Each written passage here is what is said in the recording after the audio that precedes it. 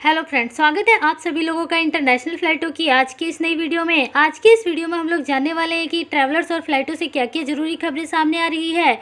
तो पहली बड़ी अपडेट यहाँ पर नए एयर बबल्स एग्रीमेंट को लेकर आ रही है। आपको बता दें कि भारत और स्विट्जरलैंड के बीच में एयर बबल्स एग्रीमेंट साइन हो चुका है। जी हाँ दोस्तों, इस एग्रीमेंट के तहत भारत अब 32 नए देशों से अपनी इंटरनेशनल फ्लाइटों को चालू कर रही है। इससे पहले भारत सरकार ने सिंगापुर के साथ एयर बबल्स एग्रीमेंट साइन किया था और अब यहाँ पर स्विट्जरलैंड के साथ भी एयर बबल्स एग्रीमेंट साइन हो चुका है।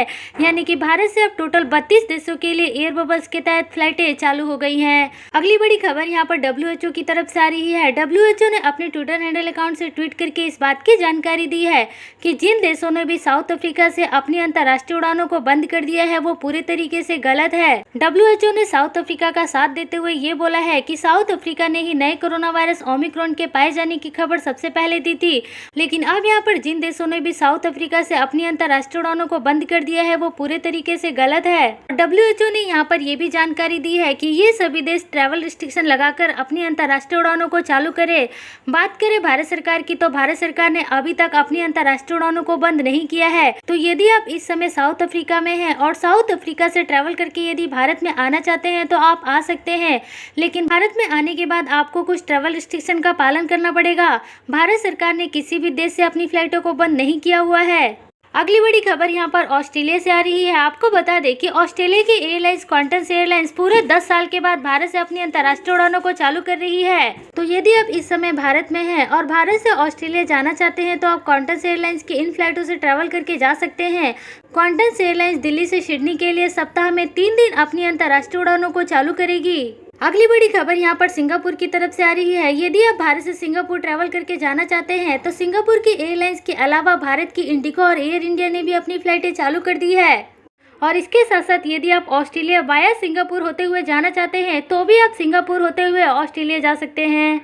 अगली बड़ी खबर यहाँ पर भारत के सभी एयरपोर्ट्स को लेकर आ रही है। यदि आप भारत के इन सभी एयरपोर्ट्स पर आ रहे हैं जैसे कि Delhi airport, Mumbai airport, Kolkata airport, Bengaluru airport, इन सभी एयरपोर्ट पर यदि आप ट्रैवल करते हैं तो ट्रैवल करने से पहले ही आप अपने कोरोना वायरस का जो टेस्ट है वो ऑनलाइन बुकिंग कर सकते हैं।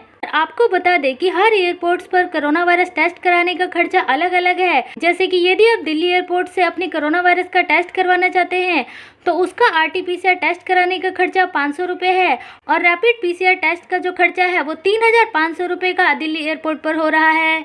इसी तरीके से भारत के और भी जो दूसरे एयरपोर्ट्स हैं उन एयरपोर्ट्स पर RT-PCR टेस्ट कराने का जो खर्चा है वो 600 से 700 रुपये तक का पड़ रहा है। और वही रैपिड PCR टेस्ट की बात करें तो वो खर्चा आपका 4000 रुपये के आसपास पड़ जाएगा। तो दोस्तों, हम यहाँ पर आपको यही सजेस्ट करना चाहेंगे कि यदि आप दुनिया के किसी भी देश से भारत के इन एयरपोर्ट पर ट्रैवल कर रहे हैं तो आप अपनी कोरोना वायरस का जो टेस्ट है वो ऑनलाइन ही बुक कर लें ताकि आप एयरपोर्ट पर आने के बाद जल्दी से जल्दी एयरपोर्ट से बाहर निकल सकें।